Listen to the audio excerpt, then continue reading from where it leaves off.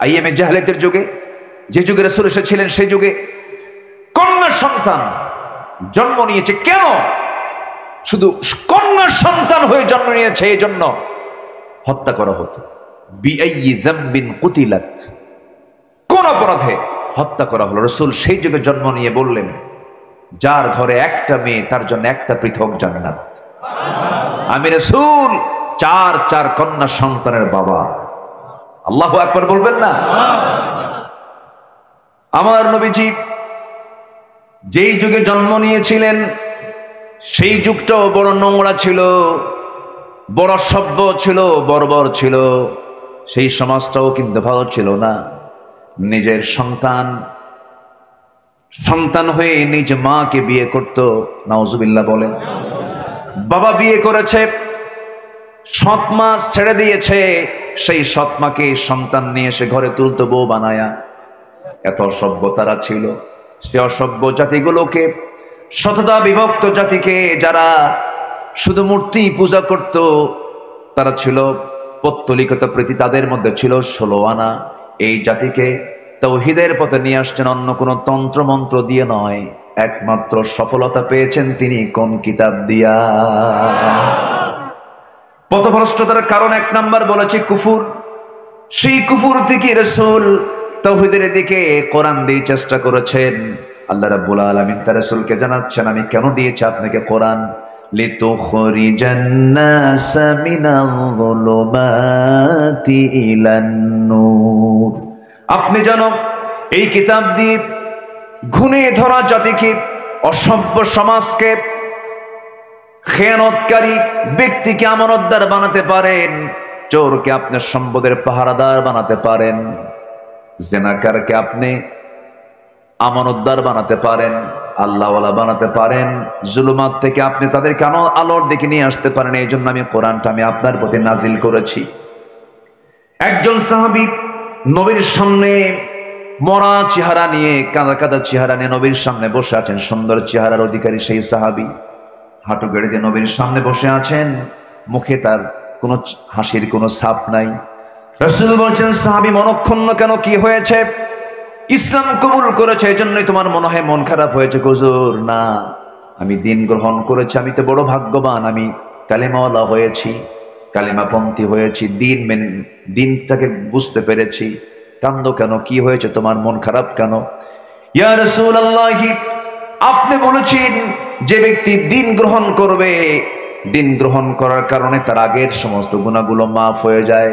কিন্তু আমার মন বলছে, হুজুর দিন গ্রহণ করেছে কিন্তু একটা অপরাধ আমার বারবার, সেই অপরাধ বোধটা বারবার মনে হচ্ছে, অপরাধের কথা বারবার আমার মনে হচ্ছে। আমার মনে হয় সকল গুনাহ মাফ হলেও এই গুনাহটা আল্লাহ পাক আমার মাফ করবেন না। আমার নবীজি যখন কেউ কথা বলতো রাসূল চুপ করে শুনতেন। আমার নবীজি শুধু বলতেন না, শুনতেন। মানুষকে বসার সুযোগ দিতেন, কথা বলার সুযোগ দিতেন। এমনকি গরিব মানুষগুলো, অসহায় মানুষগুলোর পাশে রাসূল আরো বেশি টাইম দিতেন। আমার রাসূল বললেন, সাহাবী কেন তোমার মন খারাপ? কি জন্য তুমি কান্দো? কোন গুনাহ তোমার মাফ হবে না? বিস্তারিত বলো, আমি শুনি।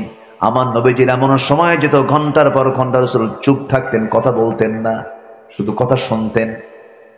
আমার নবীর সামনে এক সাহাবী বলছেন, ইয়া রাসূলুল্লাহ, আমি একটু কথা বলতে চাই। কি বলবে বলো? দাঁড়ায় গেলেন সাহাবী, বলছেন, হুজুর আমার একটা ওয়াজ আছে। কি ওয়াজ বলো? হুজুর জাহেলি যুগের ওয়াজ। কি ওয়াজ বলো? হুজুর জাহেলি যুগে আমি একটা মূর্তির পূজা করতাম, সেই মূর্তিটা যত্ন করতাম, বুকে রাখতাম, পিঠে রাখতাম, সবসময় তাকে যত্নের সাথে সম্মানের সঙ্গে আমি তাকে রাখতাম, ভাগ্যের প্রতীক মনে করতাম। যেখানে যেতাম সঙ্গে করে নিয়ে যেতাম। একদিন লম্বা সফরে বের হলাম, হঠাৎ করে লম্বা সফরে যেতে নিয়ে আমার শৌচকার্যের প্রয়োজন হলো, আমার প্রকৃতির ডাকে সাড়া দেওয়ার প্রয়োজন হলো। এই দেবতা আমি রাখবো কোথায়? মূর্তি আমি রাখবো কোথায়? এই চিন্তা করে আমি খুঁজলাম ভালো একটা জায়গা কোথায় পাওয়া যায়। উঁচু একটা জায়গায় রাখলাম, টিলাতে রাখলাম। উঁচু টিলার উপরে রেখে আস্তে করে আমি আড়ালে চলে গেলাম। আড়ালে গিয়ে শৌচকার্য কমপ্লিট করলাম। শৌচকার্য কমপ্লিট করে হুজুর এসে দেখি আমার সেই দেবতার আপাদমস্তক মাথা থেকে পা পর্যন্ত ভিজা। ভাবলাম রহমতের পানি, বরকতের পানি, এটা মনে করে আমার জিহ্বা লাগালাম। লেহন করলাম, চাটন দিয়ে দেখি আমতা আমতা পচা পচা গন্ধ, টক টক গন্ধ। আমার নবীজি মুস্কি মুস্কি হাসি দিচ্ছেন আর কথাগুলো শুনতেছেন। আমার নবী জীবনের পরে কি হলো বলো? হুজুর,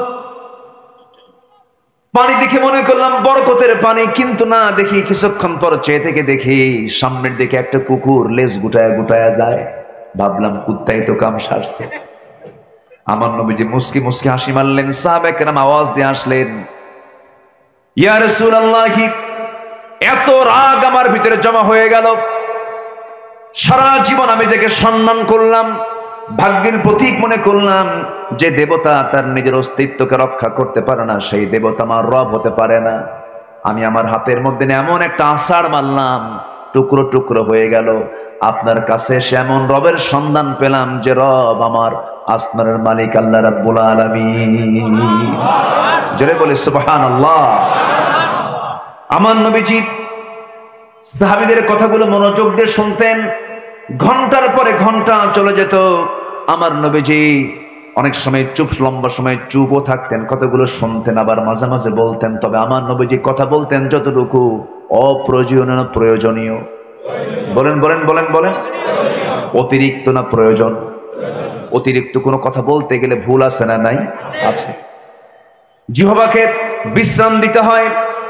জিহ্বায় যত বেশি কথা আনবেন মূল্যহীন হয়ে যাবেন। বউয়ের সামনে বেশি বেশি কথা বলবেন, বউ বলবে বাচাল।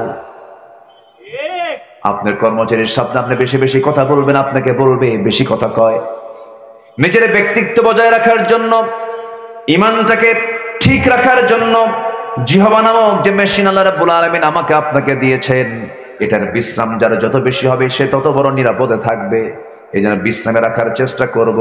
যতটুকু কথা বলবো সেই কথাগুলো হবে অপ্রয়োজন না প্রয়োজন? প্রয়োজন। আমার নবীজি বললেন, সাহাবী বলো কি হয়েছে তোমার? হুজুর, আমি এমন একটা অপরাধ করে ফেলেছি, মনে হয় অপরাধটা আমার মাফ হবে না। কি করেছে বলো? হুজুর, নিজের হাতে নিজের মেয়েকে খুন করেছি। রাসূল বলেন, আমি শুনেছি, কিন্তু আমি তোমার কাছ থেকে আজ একটু শুনতে চাই, বলো তো, লম্বা করে একটু বলো। নবীজি শুনতেছেন, বসে আছেন। এবার তিনি বলছেন, হুজুর, বিয়ে করলাম, বাচ্চা পেটে আসলো বইয়ের। বললাম চলে যাও মায়ের বাড়ি, ছেলে হলে নিয়ে আসবে, মেয়ে হলে জীবন্ত পুঁতে হত্যা করবে। পাঠায়া দিলাম। আমি তাকে আলটিমেটাম, চূড়ান্ত কথাটা বলে দিলাম। বউটা আমার চলে গেল, সন্তান ডেলিভারি হলো। পরের দিন আমি তাকে জিজ্ঞাসা করলাম, সন্তানের খবরটা কি? আমাকে জানানো হলো সন্তানটা মৃত হয়েছে। এদিকে সন্তানটা সেরনা হয়ে মেয়ে সন্তান হয়েছে। এই মেয়ে সন্তানটাকে আমার চোখ আড়াল করে, মা মোহব্বতের পরিমাণটা বেশি। হুজুর, আমাকে আড়াল করে সন্তানটা ধীরে ধীরে অন্যের বাড়িতে ধীরে ধীরে বড় করেছে। 5-6 বছর বয়স হয়ে গেছে, জানতেই পারি নাই। হঠাৎ করে আমার একদিন দৃষ্টিগোচর হলো, আমার সামনে ধরা পড়ে গেছে। আমার হাতে আমার মতোই হাত, আমার মতো কপাল, আমার মতো চোখ, আমার মতো চেহারা, আমার মতোই চুলটুল। সন্দেহ হলো, চট করে ধরলাম, শক্ত করে ধরে বউয়ের সামনে হাজির করে বললাম, সত্যি করে বলো তো সন্তানটা কার?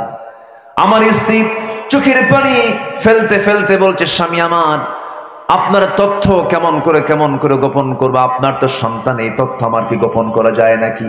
সন্তান আমাদের ঔরস থেকে এসেছে, মিথ্যা বলেছিলাম, কিচ্ছু বললাম না, অভিনয় শুরু করলাম। হুজুর, আমার প্রচন্ড রাগ হয়ে গেল জাহালাতের কারণে, ওই সামাজিক প্রেক্ষাপটের কারণে। আমি ভিতরে ভিতরে খেপলাম, কিন্তু বউকে বুঝতে দিলাম না। সন্তানটাকে মারবো কখন, এই মেরে ফেলার আমার ভিতরে জেদ তৈরি হয়ে গেল।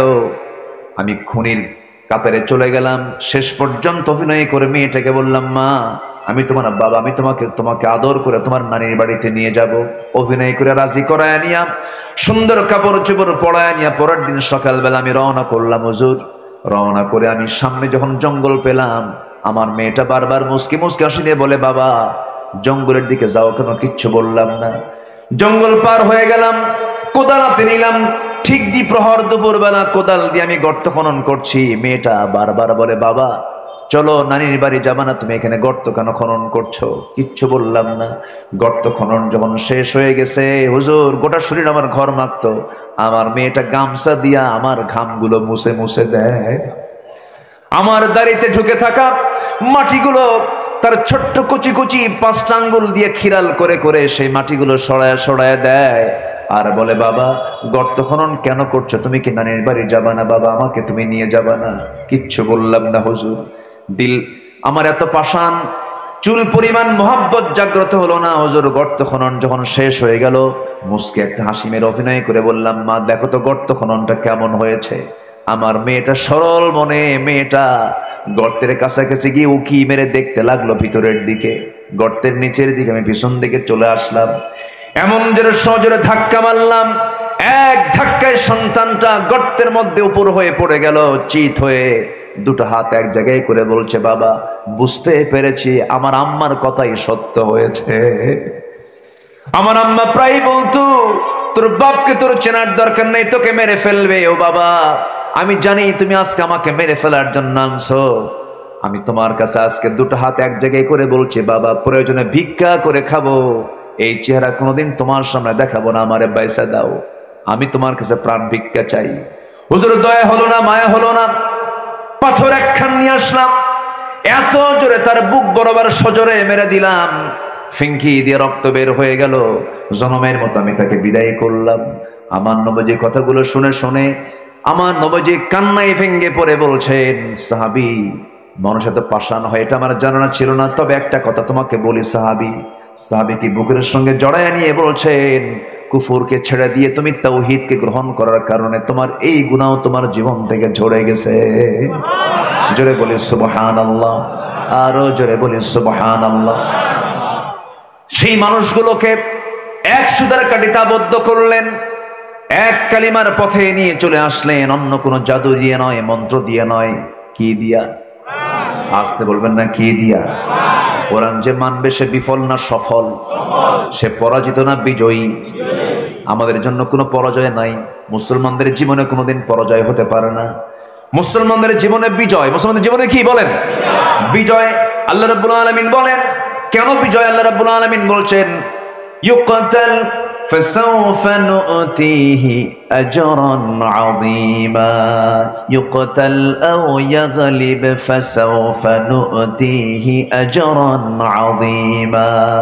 নিহত হও অথবা বিজয়ী হয়ে যাও, আমি আল্লাহ তোমাকে বিশাল পুরস্কারে পুরস্কৃত করব। জোরে বলি সুবহানাল্লাহ।